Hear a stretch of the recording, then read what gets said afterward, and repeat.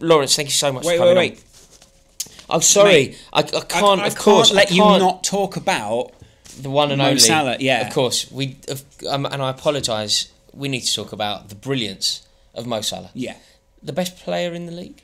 Not the best player, but the most prolific right now, I think. Signing of the summer. Signing of the summer, absolutely. I mean, he could be the top scorer in the Premier League this season, and he's not. We didn't even sign him as a striker. We signed him as a winger. Mate, he's on course for 40 goals. Yeah. It's ridiculous. That's amazing. It's ridiculous. And in his first season in the Premier League, at Liverpool at least, and coming with a reputation, which again Mina Rizuki was speaking about, where she said he wasn't the best decision maker. He didn't always make the right decision at the right time. And I think Klopp saw that and thought, I can change elements of that. That would be exactly, I can work with that. Yes, And but because the amazing. raw materials are incredible. It's almost what Liverpool do is overwhelm on attack. Yes. So it's not, it's quite crude sometimes, but if you can't handle Mane, then he'll pass the ball to Salah. And Yes. if you can't handle Salah, then he'll pass the ball to Coutinho. If you can't handle Coutinho, Firmino will then drop it off to someone else. There's so many different options. It makes it impossible to defend against because you can't double up. You can't double up like most teams. They attack down one wing. So for Chelsea, even if Hazard is your problem, you double up on Hazard. Liverpool did that. That will stifle. Liverpool did that. Yeah. Was it Liverpool? You can't double up on Liverpool United because did there's that. 5 of them. Yeah. So United did that, and Liverpool also did that. Everyone just fouls them. But if you foul Sadio Mane, then you also have to foul Salah. You have to foul everyone. Yeah. You can't do that. You can't play a game like that. And so not only that, but some of his finishes have obviously been incredible.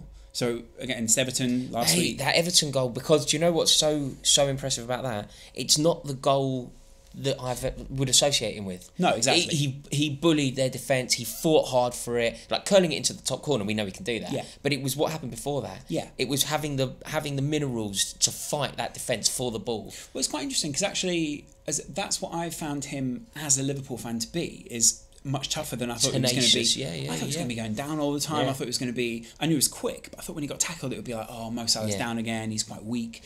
He's actually been one of the players who, when someone pushes him in the back, he'll push back. Yes. As opposed to the other way around, where some wingers just choose to go down. And the great thing, and what's weird to watch, is he almost keeps the ball in between his legs. Yeah. So it's like almost too close to him for him to control properly, but it's also too far away from you to be able to get anywhere near him. So he's either being fouled by you or he's going past you. And it's so satisfying to watch. And he's rapid. Do you know what's really depressing hearing you talk like this? Is he could have been a great Chelsea player for Antonio Conte. Yes. Yeah. And imagine him lining up for Antonio Conte alongside Eden Hazard and Willian, maybe? Well, or Pedro. Kevin De Bruyne, if we're pulling at this thread. One. Yeah, Lukaku. Imagine. Yeah, I mean, Lukaku, it doesn't upset me in the way that Mo Salah and Kevin De Bruyne upset me. Morata has also softened that blow a little bit. If you were Morata-less this season and Diego Costa had left, which is part of the reason that would have been Conte that would have been a disaster. But Morata hasn't really softened the blow because the hole that he was trying to fill was Diego Costa, and he can't quite do that. Really?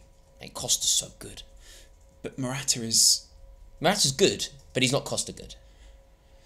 I think he's good in a different way. I have this perception of Morata, maybe because Morata seems like a nicer guy than Costa. He's a more likeable player. Oh, he's a much nicer guy. He's a more likeable player for me as an opposition. Yes. I like him more to watch, and I almost want him to score more. Was it West Brom he scored the hat-trick? Yes. Yeah. I was so happy when he scored those goals. Stoke. Stoke. Right, He did score at West Brom, but he got a hat-trick at Stoke. Because they started with one recognised centre-back. Yes. He saw that and just went, right, I'm having it. Yeah. And just went in. Yes. He, as much as I love him and as much as I think he's a very gifted player, he is not Diego Costa. Well, quite literally, no. But in terms of his football attributes, what he doesn't have the capacity to do is single-handedly drag Chelsea to a victory that, perhaps from a defeat, not from a draw. Diego Costa would take Chelsea, an average Chelsea team that wasn't playing very well on a particular day. The game is we're going to lose it. We're going to lose it 1-0 with Diego Costa in. We win it 2-0. Yeah, he really did have that in him, and I haven't seen that in Morata. Morata's assist in that West Brom game that you're referring to is something that Diego Costa couldn't dream of. Exactly. But in terms of just sheer volume of goals, sheer centre forward brutality, and also intimidation. I think the difference is Diego Costa would bully teams. Alvaro Morata was bullied by Arsenal. It was look. I'm not knocking Morata too much, but he does need to. He looks lovely. He looks like a lovely bloke. He looks incredible. I follow him on Instagram, and he's forever baking cakes with his missus, and he's a lovely guy who lives a wonderful life. Yeah, yeah.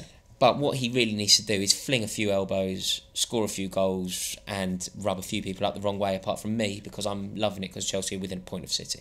Yeah, that is great. Yeah, but sadly, that isn't happening. And he didn't even travel yesterday. The official word is that he had a back injury, but he didn't even travel to Huddersfield, which is slightly disappointing as a player. Who do you start? You started a false nine or whatever you call it with Hazard and then Hazard, Willian, Pedro, and then Batshuayi came on later, didn't he? Yeah, he came on. Yeah. But it was quite a comfortable victory for Chelsea. Very comfortable. Yeah, we did very well and it worked well. And I'm not saying that perhaps it might have even been a game to rest Morata in. It's going to be games are coming thick and fast. We're so reliant on him, but it was Costa. He ain't. I watched that Chelsea game and I thought Huddersfield's tactics. I thought Chelsea overcame them very well because Huddersfield sat very deep. Yeah, it was incredibly deep. Yeah, yeah. I saw it on the telly. Sadly, I couldn't get there, but they did a thing on the telly where they looked at their team's average position on the pitch. Yeah, they're all in their own half. Yeah, you can't do that. You know what? And this is one thing that we've noticed from doing the kickoff, which is the other True Geordie show we do, which is like a live show on a Saturday or a Sunday. Average positions is such a great way of telling who's controlling the game. Early on, it doesn't really tell you very much because it can't really calculate it. But as you get to 90 minutes or 45, you can really see how someone's dominating a game. And it's really interesting to look at Manchester City's average positions is amazing. It very often almost looks exactly how you